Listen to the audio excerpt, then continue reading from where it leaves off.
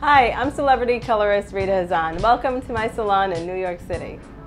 It's so important to keep your hair healthy when you color your hair. You have to, because we torture our hair. You color it, you bleach it, then you blow dry it, then you flat iron it or curl it or something. So you really need to show your hair some love. You have to condition your hair. You have to use good products for color treated hair. One of the best secrets I could tell you to prolong your color or to help it from fading is using my glosses. I created these to sort of mimic what I do at the salon, like the gloss that you get at the sink or the toner or the glaze, whatever they call it at the salon. So I basically created these products so that you can use them 2 or 3 times a week. They're really lightweight.